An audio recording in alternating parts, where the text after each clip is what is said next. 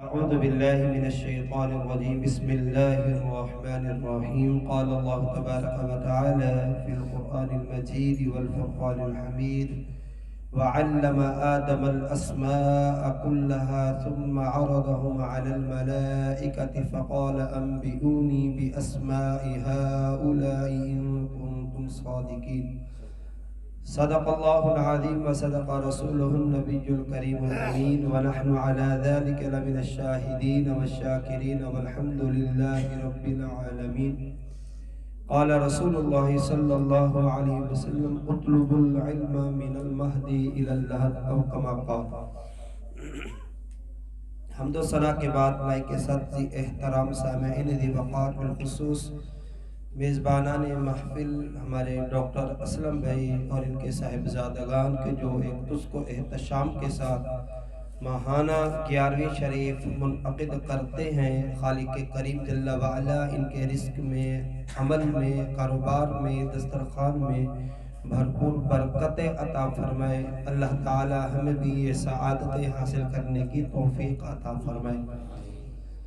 حضرات محترم، آپ کی خوشخبری بھی سنانی تھی. الحمدللہ ہماری بزم نور مجسم کو الحمدللہ یہ اعزاز حاصل ہوا کہ ہمارے قریب ایک اور سوسائٹی ہے گرین سٹی کے نام سے، جہاں پر اہل سنت کی مسجد نہیں تھی، لیکن الحمدللہ وہاں پر اہل سنت کی مسجد بننے کے لیے جا رہی ہے. سبحان اللہ.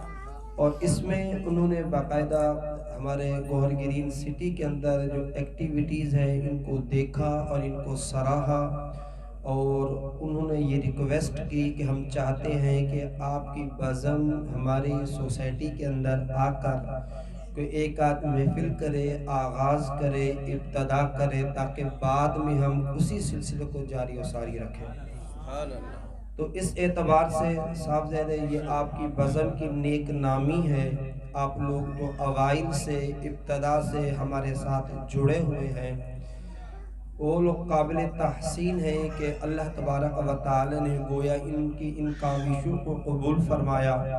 بعد وقت نفس پر گراں گزرتا ہے، یار فلاں جگہ پر محفل ہے، لفافہ بھی موصول ہوگا اور یہاں پر جائیں گے تو کچھ ایسی پذیرائی ہوگی نہیں. صاحب زیادہ انسان ہے، بشری تقاضے بھی ہوتے ہیں، لیکن اس کے باوجود آپ احباب محبت کے ساتھ، ذوق و شوق کے ساتھ تشریف لاتے ہیں. یقینی طور پر یہ آپ کا اخلاص ہے جس کی بدولت اللہ تبارک و تعالی نے آپ کے اس نظام کو، سسٹم کو قبول فرمایا. اور الحمدللہ علی احسان ان قریب شان مصطفیٰ کے نام سے گرین سٹی کے اندر ایک بہترین محفل منعقد ہو رہی ہے. اور اس میں کیا ہمارے بزم نور مجسم کے تمام بالخصوص ثناء موجود ہوں گے، اور اسی طرح جمعی احباب سے بھی میں ملتمس ہوں، گزارش کرتا ہوں ہمارے فہد بھائی سے رابطہ کر کے ایڈریس وغیرہ لے کر آپ تمام وہاں پر پہنچیں گے تو اچھا ہوگا. یہ آپ کے مسلک حق کا اہل سنت و جماعت کے لیے، کیونکہ آپ کو پتہ ہے کہ وہ لوگ کہتے ہیں کہ آپ کی میجورٹی کہاں ہے. ہم اہل سنت میجورٹی میں ہیں، لیکن ہمیں مائنورٹی میں رکھ دیا گیا ہے. تو در حقیقت اہل سنت و جماعتی وہی مسلک ہے جو ہم غور تو کریں. داتا گنج بخش علی حجویری کو 1100 سال سے زیادہ کا عرصہ گزر گیا ہے، اور امام حسن بصری ان سے بھی پرانے بزرگ، معروف کرخی ان سے بھی پرانے بزرگ، جنید باجزید بستامی، جنید بغدادی، یہ پرانے بزرگ ہیں. تو مسلک حق اہل سنت و جماعت یہ نبی کریم صلی اللہ تعالی علیہ وآلہ وسلم کے بتائے ہوئے طریقہ کار کے مطابق جو لوگ رہے ہیں، جن کے بارے میں قرآن نے فرمایا کہ یہ انعام یافتہ ہیں، صدیقین ہیں، شہداء صالحین ہیں، اور وَحَسُنَ أُولَئِكَ رَفِيقًا. تو یہ مسلک حق اہل سنت و جماعت کہ وہ احباب ہیں جو اپنے مسلک اعلیٰ حضرت کے ساتھ مضبوطی کے ساتھ وابستہ ہیں. حضرات محترم، جب 2 بھائی، 4 بھائی، 5 بھائی بھی ہوتے ہیں، آپس میں ان کے خیالات نہیں ملتے، بحیثیت ہمیں ان چیزوں کو دیکھنا ہے کہ ہمارے مسلک کے اندر بھی کچھ ایسی چیزیں ہیں کہ بعض علماء ہمارے موقف کی تائید نہیں کرتے، تردید کرتے. ٹھیک ہے، ان کا موقف ہے، لیکن ہم اس کو بنیاد بنا کر اپنے مسلک کے اوپر فائرنگ شروع نہ کر دیں، سوشل میڈیا کے اوپر طوفان بدتمیزی قائم نہ کریں، بلکہ ہم خاموشی کے ساتھ اپنا کام کرتے رہیں۔ جو ہمارے ذمہ کام ہے وہ ہم کریں، جو بڑوں کا کام ہے وہ بڑوں نے کرنا ہے۔ جائے کہ میں اور آپ انگلی اٹھاتے رہے، اس نے یوں کہا، اس نے یوں کہا، اس نے یوں کیوں کہا۔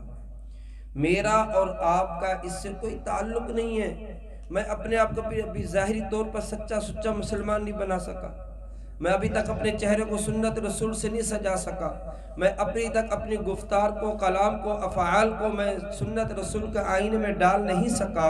چیز ہے کہ میں محقق، چیز ہے کہ میں ان علماء کے اوپر زبان تان دراز کروں کہ جنہوں نے اپنی زندگی کا سارا وقت جو ہے نا اسی میں صرف کر دیا، اور جن کے قصیدے روئے زمین پر بڑے بڑے محقق علماء گاتے ہوئے نظر آتے ہیں کہ اس بندے نے کچھ کام کیا مسلک کا اس نے کام کیا ہے۔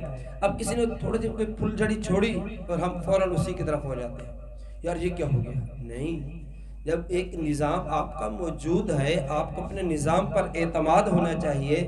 جب نظام موجود ہوتا ہے، بڑے بڑے محقق علماء موجود ہوتے ہیں، تو ہمیں ان کے پیچھے ہونا چاہیے۔ ہمارے اوپر فرض و واجب نہیں ہے کہ میں کوئی جواب دوں، میرے اوپر فرض و واجب نہیں ہے کہ میں بلا وجہ لب کشائی کروں۔ ایسا نہ ہو کہ میں کوئی ایسا عمل کر بیٹھوں جس کی وجہ سے میں ہی گناہ گار ہو جاؤں۔ تو امید ہے آپ کو میری معروضات سمجھ میں آ رہی ہوں گی۔ اللہ تعالی ہمیں عوام اہل سنت اور مسلک حق اہل سنت و جماعت کے اندر انتشار و افتراق کے بجائے اتحاد و اتفاق کا باعث بننے کی توفیق عطا فرمائے۔ تو انشاءاللہ گرین سٹی کے اندر ہم جائیں گے، محفل کا آغاز کریں گے، اور اس کے بعد یہ محفل آپ لوگ ابتدا بنیاد ڈالیں گے، اس کے بعد یہ سلسلہ چلتا رہے گا، ثواب آپ کو ملتا رہے گا۔ وہ لوگ جنہوں نے یہاں پر بھی اس کی بنیاد ڈالی تھی، شروع میں کہتے تھے کہ نہیں ہوگی، ناکام ہو جائے گی، یہ ہو جائے گا، وہ ہو جائے گا، یہ منع کرے گا، وہ منع کرے گا، لیکن الحمدللہ روز اول سے لے کر آج تک یہ محافل مستقل ہو رہی ہیں، ہمارے بزرگ سرپرستی فرما رہے ہیں، اور الحمدللہ عوام کو اس سے بہت کچھ سیکھنے کو مل رہا ہے۔ الحمدللہ رمضان شریف کے اندر ہم بعض احباب کے پاس گئے، ان کو اسی اعتکاف کی دعوت دینے کے لیے اور اسی طرح سے اپنی محافل کے حوالے سے دعوت دینے کے لیے، تو انہوں نے اس چیز کا اعتراف کیا کہ حضرت پہلے ہم نماز نہیں پڑھتے تھے، لیکن جب میں نے اپنے گھر پر محفل کی، اس محفل کی برکت سے مجھے یہ شوق نصیب ہوا کہ الحمدللہ میں 5 وقت کی نماز ادا کرتا ہوں اور باجماعت ادا کرتا ہوں۔ تو میرے ساتھ جو میرے ساتھی تھے انہوں نے کہا حضرت ہماری محنت وصول ہو گئی ہے، ہماری محنت وصول ہو گئی ہے کہ ہماری اس چھوٹی سی کاوش کی وجہ سے ایک بندہ جس نے خود اقرار کیا ہے کہ الحمدللہ مجھے نمازوں کی توفیق مل گئی، اور وہ بھی باجماعت۔ پہلے میں پڑھتا تھا، نہیں پڑھتا تھا، لیکن اب میں الحمدللہ باجماعت نماز پڑھنے کی سعادت حاصل کرتا ہوں۔ تو ادھر حقیقت یہ آپ کی بزم نور مجسم کی کامیابی ہے۔ ہمارا مقصد ناموری، ہمارا مقصد واہ نہیں ہے، آپ سب ہمارے لیے قابل تحسین ہیں، قابل احترام ہیں۔ اللہ تعالیٰ اس محبت کے رشتے کو دوام عطا فرمائے۔ خالق کریم جل وعلا ہم سب کو مل کر معاشرے میں موجود بے راہ روی اور جہالت کو ختم کرنے کی توفیق عطا فرمائے۔ یاد رکھیے گا آپ کے مسلک کے اندر انفرادی طور پر مجھ میں کمی ہو سکتی ہے، انفرادی طور پر اس میں کمی ہو سکتی ہے، انفرادی طور پر اس فرد میں کمی ہو سکتی ہے، لیکن حقیقت طور پر جب ہم اجتماعی طور پر دیکھتے ہیں تو الحمدللہ آپ کو فخر ہونا چاہیے اور آپ کا سینہ چوڑا ہونا چاہیے۔ الحمدللہ میرا اس مسلک کے ساتھ تعلق ہے، مجھے اس مسلک کے ساتھ نسبت حاصل ہے کہ الحمدللہ جو نبی کریم صلی اللہ تعالی علیہ وآلہ وسلم کے زمانہ مبارکہ سے لے کر آج تک قائم و دائم، اور انشاءاللہ تک صبح قیامت قائم و دائم رہے گا، تو ہمیں اس پر فخر ہونا چاہیے۔ تو انشاءاللہ ہم وہاں پر بھی یہ بنیاد ڈالیں گے اور وہاں پر بھی انشاءاللہ شرکت کی توفیق اللہ انشاءاللہ میں عطا کرے گا۔ آپ احباب کے سامنے میں نے پہلے پارے کی ایک آیت کریمہ تلاوت کی ہے جس میں اللہ کریم ارشاد فرماتا ہے وَعَلَّمَ آدَمَ الْأَسْمَاءَ كُلَّهَا۔ اس کا مفہوم لب لباب کچھ اس طرح سے ہے کہ اللہ تعالیٰ نے حضرت آدم علیہ السلام کو کچھ کلمات سکھائے، اور انہی کلمات کی بنا پر اللہ تبارک و تعالی نے حضرت آدم علیہ السلام کو فضیلت عطا فرمائی، اور اللہ تبارک و تعالی نے علم کے نور کی وجہ سے اللہ نے حضرت آدم علیہ السلام کو مسجود ملائکہ قرار دیا، فرشتوں کو حکم دیا۔ کس وجہ سے؟ کہ اللہ تعالیٰ نے جو حضرت آدم علیہ السلام کو علوم عطا فرمائے تھے، ان علوم کی وجہ سے اللہ تعالیٰ نے آپ کو اتنا بڑا مقام اور مرتبہ عطا فرمایا۔ ایک اور مقام پر اللہ ارشاد فرماتا ہے قُلْ هَلْ يَسْتَوِي الَّذِينَ يَعْلَمُونَ وَالَّذِينَ لَا يَعْلَمُونَ، اے حبیب آپ فرما دیجئے کہ اے لوگوں کیا تم یہ سمجھتے ہو جو جاننے والے ہیں اور جو نہیں جاننے والے یہ دونوں برابر ہیں؟ فرمائے نہیں، ایسا نہیں ہے۔ جو جاننے والے ہیں ان کا مقام اور مرتبہ افضل و اعلیٰ ہے، اور جو جاننے والے نہیں ہیں یہ بھی صاحب مرتبہ ہیں، لیکن ان کی بنسبت ان کا مقام افضل و اعلیٰ ہے۔ نبی کریم صلی اللہ تعالی علیہ وآلہ وسلم نے ایک مرتبہ ملاحظہ کیا کہ شیطان جو ہے نا مسجد کے دروازے پر کھڑا ہوا ہے، اور ایک عابد ہے جو ایک عالم دین ہے، دین کا طالب علم ہے، جو علم کو حاصل کرتا ہے لیکن کچھ دیر کے لیے آرام کرتا ہے، اور ایک شخص ہے جو آتا ہے نماز پڑھتا ہے، صوم و صلاۃ سارے معاملات کر رہا ہوتا ہے، لیکن شیطان گیٹ پر کھڑا ہو کر نبی کریم صلی اللہ تعالی علیہ وآلہ وسلم نے استفسار کیا اے بدبخت لعین یہاں کیوں کھڑا ہے؟ تو کہنے لگا کہ میں لوگوں کو نماز میں وسوسہ ڈالنے کے لیے یہاں کھڑا ہوں، کہ جب وہ مسجد میں آئیں گے ان کے ذہن میں وسوسہ ڈالوں گا، مسجد میں آئیں گے ان کو طرح طرح کی باتوں میں الجھاؤں گا، مسجد میں آئیں گے ان کو بھولے ہوئے کاروبار بھی یاد دلا دوں گا، مسجد میں آئیں گے تو وہ جو لڑائی جھگڑے تھے وہ بھی یاد کرا دوں گا، مسجد میں آئیں گے تو فلان نمازی کے ساتھ جو اس کا لین دین چل رہا تھا میں اس کو وہ بھی یاد کرا دوں گا۔ میں مسجد کے دروازے پر اس لیے کھڑا ہوا ہوں تاکہ میں آنے والے نمازیوں کے دلوں میں وسوسے ڈالوں۔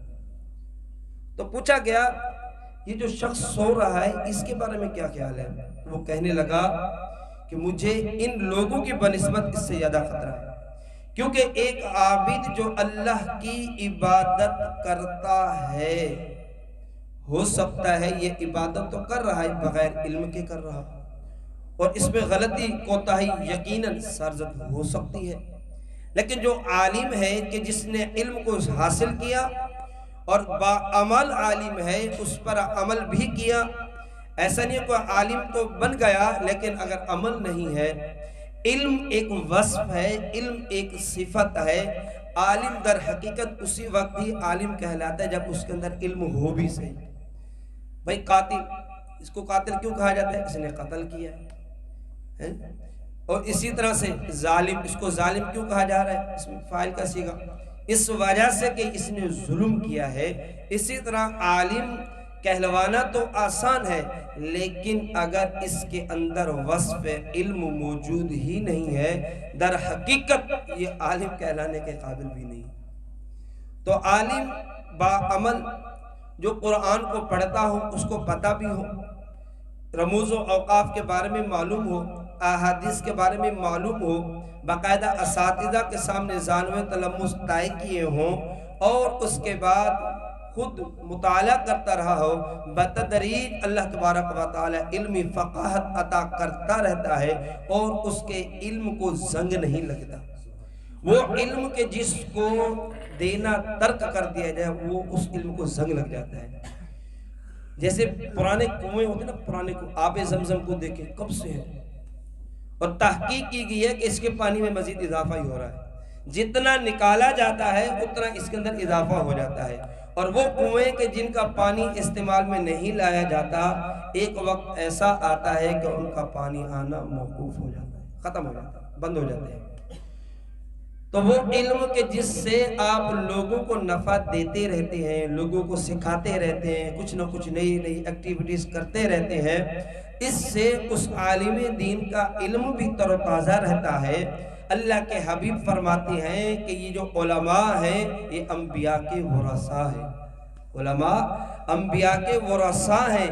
فرمایا کہ دراہیم و دنانیر انبیاء نے نہیں چھوڑے ہیں، انبیاء دراہیم و دنانیر کے وارث نہیں بناتے ہیں، ارے لوگوں، انبیاء کے جو وارث ہیں، علماء ہیں، ان کو وراثت عطا کی جاتی ہے علم کی حیثیت سے۔ اللہ ان کو علم عطا کرتا ہے۔ تو جب علم انسان کے اندر ہوتا ہے اور اس پر عمل بھی ہوتا ہے، باعمل ہوتا ہے، ایسے عالم کے بارے میں وہ شیطان کہہ رہا ہے کہ اس سے مجھے بہت خطرہ ہے، میں چاہتا ہوں کہ یہ سوتا رہے، حالانکہ سونے پر بھی اللہ اس کو اجر و ثواب عطا کر رہا ہے۔ اگر یہ بیدار ہوگا تو ہو سکتا ہے کہ میری کسی غلطی کی نشاندہی کر دے اور میں پکڑا جاؤں، لیکن جو عابد آ رہا ہے، عبادت کرنے کے لیے آ رہا ہے، کہنے لگا کہ اس کے ذہن میں میں وسوسے ڈال سکتا ہوں، اس کے ذہن میں میں وسوسے ڈال سکتا ہوں اور میں اس کو عبادت سے دور کر سکتا ہوں۔ حضرات محترم، یہ شوال المکرم کا مہینہ ہے۔ شوال المکرم کے مہینے میں عمومی طور پر مدارس دینیہ میں نیو ایڈمیشن ہوتے ہیں۔ آپ دیکھیں، اللہ نے مجھے 4 بچے دیے، 5 بچے دیے، کم از کم میری یہ کوشش ہو ان 4، 3، 2 جتنے بھی اللہ نے اولاد عطا کیے، ان میں ایک بچہ جو ذہین ہو، بہترین ہو، فطین ہو، چالاک ہو، اس کو آپ علم دین کے لیے مقرر کر دیں، آپ کی دنیا اور آپ کی آخرت اچھی ہو جائے گی۔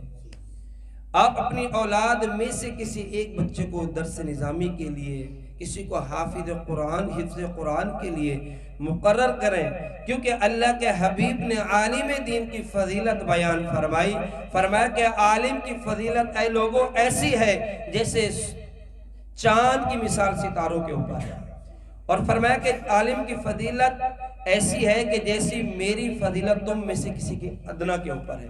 تو اللہ کے حبیب کا کتنا بڑا مقام اور مرتبہ ہے، اور فرمایا کہ ایسا مقام اور مرتبہ علم کی وجہ سے اس عالم دین کا ہے۔ اور ایک عالم دین کہ جس کو اللہ تبارک و تعالی یہ توفیق عطا کرتا ہے، وہ تحریری کام کرتا ہے، کتب تحریر کرتا ہے۔ آج ہمارے پاس جتنے علوم آتے ہیں، بہار شریعت کو دیکھیں، اب ان کے پوتے کا حال ہی میں انتقال ہوا، کہاں پر؟ مکہ شریف میں۔ اب جب باپ دادا ایسے عمل کیا کرتے تھے تو اللہ تبارک و تعالی پھر ان کو ایسے مقام عطا کیا کرتا ہے کہ صدر الشریعہ کے جو پوتے تھے وہ مکے میں گئے، وہاں پر ان کا ایکسیڈنٹ ہوا اور شہید ہو گئے۔ اللہ نے بہت بڑا مقام عطا کیا، نامور بہترین مفتی تھے، کیوں؟ ان کی تعریف بڑے بڑے محقق علماء کرتے ہوئے نظر آ رہے ہیں۔ تو پتہ یہ چلا کہ علم کی وجہ سے اللہ کریم یہ مقام، یہ بلندیاں، یہ مرتبے عطا کرتا ہے۔ حضرات محترم، اللہ کے حبیب صلی اللہ تعالی علیہ وآلہ وسلم نے ایک عالم دین کا مقام اور عالم دین کی شان بیان کرتے ہوئے ارشاد فرمایا کہ وہ عالم جو تحریری کام کرتا ہے، اس کے پین سے جو سیاہی نکلتی ہے، فرمایا کہ اس کی شان شہید کے خون سے افضل والا ہے۔ کہ شہید کی شان یہ ہے کہ وہ اس کو شہید کیا جاتا ہے، ابھی اس کے جسم کا لہو زمین پر نہیں گرتا ہے، لیکن اللہ اس کی بخشش و مغفرت فرما دیتا ہے۔ لیکن فرمایا کہ وہ عالم کہ جس نے صحیح معنوں میں علم کو حاصل کیا اور دین کی، اسلام کی آبیاری کے لیے، ترقی کے لیے وہ اپنا کردار ادا کرتا ہے اور تحریر کرتا ہے تاکہ آنے والے لوگوں تک یہ مسائل پہنچے۔ آج جو مجھے اور آپ کو چیزیں سیکھنے کو ملتے ہیں، بہار شریعت کیسی لکھی ہوئی، فتاوی رضویہ شریف کیسا لکھا ہوا، اسی طرح منہاج العابدین، کیمیہ سعادت، بڑے بڑے بزرگوں نے رسائل کشیریہ، اس طرح کے بڑے بڑے جو بزرگوں نے بہترین کتابیں تحریر کر چھوڑی ہیں، یہ لوگ اگرچہ دنیا سے چلے گئے لیکن قبر میں ان کو یہ ان کا جو کام ہے، اس کا بدلہ اللہ تبارک و تعالی قبر میں عطا کرتا رہے گا۔ اور انہی لوگوں کی شان کے بارے میں بیان فرمایا گیا ہے کہ ان کے جو پین ہے، ان کی جو قلم ہے، ان کی جو دوات ہے، اس کا مقام اور مرتبہ اتنا افضل و اعلیٰ ہے۔ اور فرمایا کہ جو صحیح معنوں میں علم دین حاصل کرنے کی کوشش کرتا ہے، اللہ تعالیٰ کی جمیع مخلوق اس کے لیے دعائیں مغفرت کرتی ہے، اور یہاں تک کہ فرمایا کہ سمندر میں موجود جو مچھلیاں ہیں وہ بھی استغفار کرتی ہیں، اور جو علم دین حاصل کرنے کے لیے اپنے گھر سے نکلتا ہے، اللہ تبارک و تعالیٰ کے نورانی فرشتے، نورانی ملائکہ آتے ہیں اور اس کے قدموں کے نیچے اپنے نورانی پر کو بچھا دیتے ہیں۔ حضرات محترم، اتنی بڑی شان ہے عالم دین کی۔ اور فرمایا کہ کل کو جب لوگوں کو بخشش کے پروانے دیے جا رہے ہوں گے، لوگوں کو اللہ تبارک و تعالی جنت میں بھیج رہا ہوگا، اور جب ایک حافظ بھی چلا گیا، جہاد کرنے والا بھی چلا گیا، تو جب عالم دین جانے لگے گا تو کہا جائے گا آپ رک جائیں، آپ ان لوگوں کی شفاعت کریں جنہوں نے دنیا کے ساتھ آپ کے ساتھ حسن سلوک اختیار کیا تھا۔ تو عالم دین کو اتنا بڑا مقام عطا کیا جائے گا کہ وہ خود تو جنت میں جائے گا ہی جائے گا، لیکن ساتھ ساتھ ان لوگوں کی جو دنیا میں ان کی اتباع کیا کرتے تھے، ان کی خدمت کرتے تھے، کسی بھی اعتبار سے دین کے لیے ان سے محبت کرتے، ذاتی طور پر ہی۔ اگر کوئی شخص کسی عالم دین سے علم کی وجہ سے بغض رکھتا ہے تو اس کے لیے خطرہ ہے، اس کے لیے وعیدات بیان کی گئی ہیں، عذابات کا تذکرہ ہے کہ جو علم کی وجہ سے بغض رکھتا ہے، اور اگر کوئی علم کی وجہ سے کسی عالم دین سے محبت کرتا ہے تو فرمایا کہ کل قیامت کے دن اللہ تبارک و تعالی اس عالم دین کو یہ مقام اور مرتبہ عطا کرے گا۔ ابھی جنت میں نہیں جاؤ بلکہ رک جاؤ اور ان لوگوں کی شفاعت کریں، سفارش کریں، اللہ کی بارگاہ میں ان لوگوں کی عرضی کو پیش کریں کہ جن لوگوں نے دنیا کے اندر آپ کے ساتھ اچھا معاملہ کیا تھا۔ تو وہ جو عالم دین ہوں گے ان لوگوں کی شفاعت کے لیے اللہ کی بارگاہ میں عرض کریں گے، اللہ تبارک و تعالی ان کی بھی بخشش و مغفرت فرمائے گا۔ حضرات محترم، ہمارا یہ المیہ ہوتا ہے کہ ہم اپنے ذہین فتین بچے کو دنیاوی علوم کی طرف تو راغب کر دیتے ہیں، لیکن دینی علوم کی طرف ہم اس کی طرف توجہ نہیں کرتے۔ یہ ہم سب کی یہ ذمہ داری ہے کہ نبی کریم صلی اللہ تعالی علیہ وآلہ وسلم کے فرمودات کے مطابق جو علم دین کو حاصل کرتا ہے، یہ اللہ تبارک و تعالی کے حبیب نے اس کو انبیاء کا وارث قرار دیا ہے۔ تو انبیاء کا وارث قرار دیا ہے تو اس کے لیے ایسے تو نہیں ہوگا، محنت تو ہوگی۔ دنیاوی علوم کے لیے ہمیں اتنی محنت کرنا پڑتے ہیں، چہ جائے کہ دینی علوم کے لیے۔ ایک بہت پیاری بات میں نے ایک جگہ پر لکھی ہوئی دیکھی کہ علم یعنی آئین سے مراد جو شخص علم کے ساتھ مخلص ہو جاتا ہے، اللہ کریم اس کو علو یعنی بلندی عطا فرما دیتا ہے۔ اللہ اس کو معاشرے کے اندر بلند مقام عطا کر دیتا ہے۔ کب؟ جب علم ہو اللہ کی رضا کے لیے، علم ہو خالص للہیت کے لیے، علم ہو خالص خلق خدا کی تربیت کے لیے، عوام کی ذہنی تشنگی کو، عوام کے مسائل کو، عوام کی پریشانیوں کو حل کرنے کے لیے ہو۔ اگر علم صرف اس مقصد سے حاصل کیا اور یہی مقصد پیش نظر ہو کہ معاشرے میں میرے دھاک بیٹھ جائے، معاشرے میں میری واہ واہ ہو جائے اور بڑائی مقصود ہو، تو فرمایا وہ علم ایسے شخص کو فائدہ نہیں دیتا۔ وہ علم جو خالصتاً رب تبارک و تعالی کی رضا کے لیے حاصل کیا گیا اور جو اللہ تبارک و تعالی نے احکامات نازل فرمائے ان کو سمجھ کر دوسرے لوگوں کو بتانے کے لیے حاصل کیا گیا، جب انسان اس علم پر چلتا ہے اللہ تبارک و تعالی اس کو علو یعنی معاشرے کے اندر بلندی عطا فرماتا ہے۔ اور دوسرا لام کہ فرمایا کہ اللہ تبارک و تعالی اس کو لطف و کرم عطا کر دیتا ہے، دل کی نرمی عطا کر دیتا ہے۔ جو صحیح معنوں میں عالم دین ہوگا، جب وہ دیکھے گا ہاں حدود اللہ پامال کیا جا رہا ہے تو ماتھے پر بل آنا چاہیے، جلال بھی آنا چاہیے۔ جب غیر شرعی کام ہو رہے ہوں جلال بھی آنا چاہیے، لیکن اگر اپنی ذات کی باری ہو تو اس پر اس کے اندر لطف و کرم ہونا چاہیے، اس کا انداز انتہائی لطیف ہونا چاہیے، عوام کے ساتھ بہت بہترین انداز ہونا چاہیے۔ عوام اپنی ذہنی الجھنوں کو دور کرنے کے لیے، اپنے مسائل کے حل کے لیے علماء کی طرف رجوع کرتے ہیں، اور اگر علماء بھی ڈانٹ دیں گے تو پھر یہ جو معاشرے کی جو بے راہ روی ختم کیسے ہوگی؟ تو اسی لیے فرمایا کہ جو صحیح معنوں میں عالم دین ہوتا ہے، جو علم سے پیار کرتا ہے، علم سے محبت کرتا ہے اور علم کے تقاضوں کو پورا کر رہا ہوتا ہے، اللہ تبارک و تعالی اس کو لطف و کرم عطا کر دیتا ہے، اللہ اس کو دل کا لطیف بنا دیتا ہے، اللہ اس کو دل کی نرمی عطا کر دیتا ہے۔ اسی طرح فرمایا کہ واقعی جو حقیقت میں علم کے تقاضوں کے مطابق عمل کرتا ہے، آگے ہے میم، میم سے مراد اللہ کریم اس شخص کی مرادوں کو پورا کر دیتا ہے۔ آپ بھی دیکھتے ہو کہ ہم بھی دیکھتے ہیں ہمارے معاشرے میں ایسے کئی لوگ ہیں کہ جن کو اللہ نے مال عطا کیا ہے، لیکن ہم نہیں دیکھتے کہ وہ مدینے جا رہے ہوں، مکے جا رہے ہوں، ان کے دلوں کے اندر ایک کیفیت ہو، جذبہ ہو، تڑپ ہو. لیکن ہم دیکھتے ہیں کہ علماء جو 20 25 30 35 ہزار روپے تنخواہ لے رہے ہوتے ہیں، ہم سنتے ہیں کہ حضرت مدینے جا رہے ہیں. ہم سنتے ہیں حضرت مدینے جا رہے ہیں، مکے جا رہے ہیں، اور یار اگلے سال تو گئے تھے، ہم پھر جا رہے ہیں.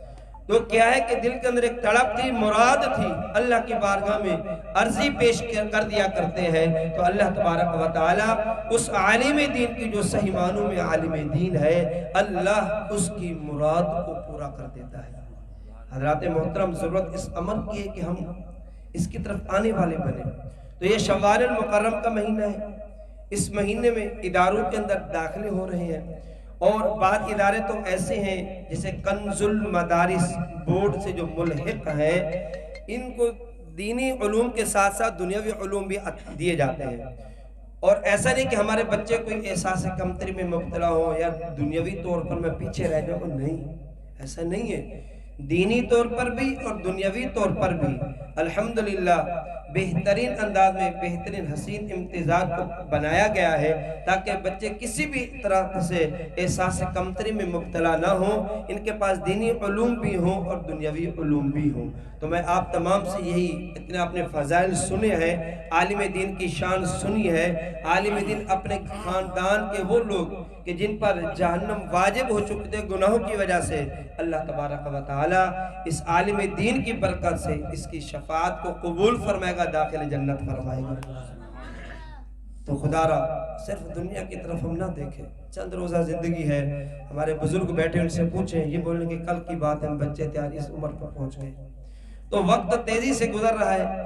کوئی خاندان میں حافظ چھوڑ کے جائیں گے، عالم چھوڑ کے جائیں گے، ہو سکتا ہے ہم دنیا سے چلے جائیں، لیکن اس کا یہ فیض جاری و ساری رہے. اس نے کسی کو نماز کی تلقین کر دی، کوئی کتاب تحریر کر دی، تو صاف تیرے لوگ پڑھتے رہیں گے، لوگ اس سے نفع اٹھاتے رہیں گے. اس عالم دین کو قبر میں اس کا اجر و ثواب ملتا رہے گا. بہار شریعت تقریباً علماء اس سے استفادہ کرتے ہیں. بہار شریعت مسائل کے حوالے سے بہت بڑا ذخیرہ ہے. انسائکلوپیڈیا اس کو کہا جاتا ہے. فتاوی رضویہ جہازی سے اتنی ضخیم جلدیں، اتنی بڑی بڑی کتابیں جو لکھ دی گئی ہیں، صاف ظاہر ہے جنہوں نے لکھی ہیں، اب جو پڑھتے رہیں گے ان کو اس کا اجر و ثواب ملتا رہے گا. تو میری آپ تمام سے یہ ریکویسٹ ہے، آپ تمام اپنے آپ کو اس کام کے لیے تیار کریں. خالق کریم جل وعلا ہم سب کو علم کے نور سے منور فرمائے. حضرات محترم، علم وہی ہوتا ہے کہ جو ہم حاصل کریں پھر ہمارے اندر نظر بھی ہے. اگر ہم نے علم حاصل کیا اور ہم بے عمل ہوں، کہا کہ جو شخص عالم ہوتا ہے نا، عالم اگر عبادت کی طرف نہیں بھی جا رہا ہوتا نا، لیکن اللہ کی ذات سے امید ہے گناہوں سے بچ جائے گا. لیکن جو جس نے علم کی طرف گیا ہی نہیں ہے، علم حاصل بھی نہیں کیا ہے، وہ عبادت بھی کر رہا ہو تو پھر بھی خطرہ ہے کہ غلطیاں کر رہا ہو. کیوں؟ اس نے اس کا علم حاصل ہی نہیں کیا. تو اسی لیے عبادت بھی کریں تو اس کا بھی علم حاصل کرنے کے بعد پھر ہم اس عبادت کو کریں تو پھر اس عبادت کی روحانیت بھی نصیب ہوتی ہے. ماہ رمضان رخصت ہو گیا، چلا گیا، اب اگلے سال زندگی ہوگی تو نصیب ہوگا. لیکن حضرات محترم، ماہ رمضان ہمیں یہ پیغام دے کر گیا ہے، اے لوگوں تم سحری میں اٹھ جاتے ہو، تم سحری میں اٹھ سکتے ہو. الارم لگایا کرتے تھے تو اسی الارم کو بند نہیں کرنا بلکہ اس الارم کو جاری و ساری رکھنا. اچھا سحری میں نہیں اٹھ سکتے تو فجر سے پہلے کا لگا دو تاکہ تہجد کی نماز بھی مل جائے اور فجر کی نماز باجماعت ادا کر سکو. ماشاءاللہ ہمارے نمازیوں میں کمی نہیں ہے. ابھی مغرب کی نماز 4 صفحے 5 صفحے الحمدللہ، فجر کی نماز میں 2 صفحے الحمدللہ. لوگ شکوے شکایتیں کرتے ہیں، یہ بھی ایک خاموش میسیج ہم یہ دے رہے ہوتے ہیں کہ یعنی اگر رمضان رخصت ہو گیا ہم نماز نہیں پڑھیں گے. نہیں، الحمدللہ ہمارے مسلمان ایسے نہیں ہیں. مسلمانوں کا ہے جذبہ، عبادت کی طرف آتے ہیں. ہم نیگیٹیوٹی کبھی نہ پھیلائیں، منفی بات کبھی نہ کریں، ہمیشہ مثبت پوزیٹیو بات کریں. کیا پیاری بات کی کہ ایک شخص شور مچانے لگا کہ نمازی چور ہو گئے، نمازی چور ہو گئے ہیں. کیوں؟ میری چپل چورا کے لے گئے. تو دوسرے بزرگوں نے کہا حضرت یہ نہیں کہتے ہیں کہ جو چور تھے وہ نمازی بن گئے، جو چور تھے وہ نمازی بن گئے ہیں. بات ایک ہی ہے لیکن بات کرنے کا طریقہ ہے، بات کرنے کا سلیقہ اور شعور ہو تاکہ کسی کی دل آزاری بھی نہ ہو اور کام بھی ہو. کتنا پیارا جملہ کہا کہ جو چور تھے نا وہ نمازی بن گئے. اللہ تیرا شکر ہے. اور یہ نماز ایسی چیز ہے جو انسان کو پھر برائیوں سے بچا دیتی ہے۔ تو الحمدللہ علی احسان رمضان اگرچہ رخصت ہوا، ہمارے جذبے کم نہیں ہیں، ہم انشاءاللہ وہ نہیں ہیں کہ ہم مسجد کو رمضان میں آباد کریں، رمضانی نمازی بن جائیں، اس کے بعد مسجدوں کو ویران کر دیں۔ نہیں، انشاءاللہ ہم اپنی مسجدوں کو آباد رکھتے ہیں، آباد رکھ رہے ہیں، اور انشاءاللہ آباد رکھتے رہیں گے۔ اور رمضان میں ہمیں علوم دینیہ سیکھنے کے بھی مواقع ملتے رہے ہیں۔ ابھی یہ اہم ترین موقع ہے، یہ جو باقاعدہ 8 سالہ جو درس نظامی کی کلاسز ہوتی ہیں پورا اسلامک اسکالر اچھے انداز سے، نہیں تو 4 سال کا بھی ہو رہا ہے، 5 سال کا بھی ہو رہا ہے، معاذاللہ 2 سال کا بھی ہو رہا ہے، 1.5 سال کا بھی ہو رہا ہے۔ اب تو عجیب و غریب ماحول ہے۔ ٹھیک ہے یار، علم دین سے کچھ نہ کچھ وابستہ ہو جائے۔ پہلے کے علماء ساری زندگیاں لگاتے تھے پھر جا کے کچھ حاصل ہوتا تھا۔ تو آج کم از کم ہم 8 سالہ درس نظامی بھی حاصل کر لیتے ہیں اور اس کے بعد خارجی مطالعہ بھی رکھتے ہیں، تو اللہ کی رحمت سے امید ہے ہم کسی حد تک علم حاصل کرنے میں کامیاب ہو سکتے ہیں۔ اب یہ کام ہے کہ اس علم کو اپنی ذات کے اوپر نافذ کرنا اور اس علم سے عوام کی جو ذہنی اور جو علمی تشنگی ہے، علمی پیاس ہے، اس کو بجھانے میں اپنا کردار ادا کرنا۔ عالم دین ہو صرف اپنے حجرے میں مقید ہو، عوام کی پیاس کو نہ بجھائے، عوام کے مسائل کو حل نہ کرے، میں یہ سمجھتا ہوں کہ یہ علم کے ساتھ وفا نہیں ہے بلکہ علم کے ساتھ یہ خیانت ہے۔ جیسے میں نے آپ کو شروع میں بات بتائی تھی کہ وہ علم کہ جس سے لوگوں کو نفع نہ پہنچایا جائے، یہ اس خزانے کی مانی دے جس کو مقفل یعنی تالا لگا کر رکھ دیا جائے، لوگوں کو فائدہ نہ دیا جائے۔ اس کنویں کی مانی دے کہ جس کا پانی نہ نکالا جائے، پانی نکلے گا، الگ الگ جگہوں پر جائے گا، الگ الگ پھولوں کو پانی فراہم کیا جائے گا، درختوں کو کاشتکاری کی جائے گی، تو اس سے کیا ہوگا؟ وہاں بھی فائدہ ہوگا، یہاں پانی کی زیادتی ہوگی، یہاں بھی فائدہ ہوگا۔ تو ایسے ہی علم ہے کہ جو علم پھیلاتا رہتا ہے، لوگوں کو بتاتا رہتا ہے، فائدہ ہوتا رہتا ہے۔ اور اگر ایسا نہیں کرتے تو پھر ایک وقت ایسا آتا ہے کہ اس عالم دین کو خود زنگ لگ جاتا ہے اور اس کو پھر خود ضرورت ہوتی ہے کسی عالم دین کے پاس جانے کی۔ تو اسی لیے میں آپ تمام سے یہ ریکویسٹ دوبارہ کروں گا، کوشش کریں اپنے اچھے ذہین بچے میں سے ایک بچے کو، بچہ ہے اس کو بھی، بچی ہے تو اس کو بھی، بچیوں کے بھی ادارے موجود ہیں ملت ٹاؤن کے اندر، یہاں آپ جائیں بچیوں کے ادارے موجود ہیں، یہ بچیوں کا مدرسہ یہاں آپ کے منیر چوک پہ موجود ہے، یہاں بچیوں کو باقاعدہ پراپر ادارے جو ہیں تجوید و قرات کے ساتھ پڑھانے والے جو ہیں، کوئی مسئلہ ہے آپ ہم سے پوچھیں، انشاءاللہ ہم آپ کی پریشانی کو دور کریں گے۔ لیکن خدا را اللہ نے 4 بچے بیٹے بیٹیاں عطا کی ہیں، ان میں سے ایک کو لازمی عالم دین بنائیں، یہ آپ کے خاندان کے لیے، آپ کے لیے انشاءاللہ الکریم کل میدان محشر میں منارہ نور کی حیثیت سے حاصل موجود ہوں گے۔ ان کی برکتیں آپ کو بھی ملیں گی اور آپ کے خاندانوں والوں کو بھی ملیں گی۔ اللہ تعالیٰ مجھے بھی آپ کو بھی اس پر عمل کرنے کی توفیق عطا فرمائے۔ آمین و آخر دعوانا ان الحمدللہ رب العالمین۔ سلام۔ آپ پڑھیں۔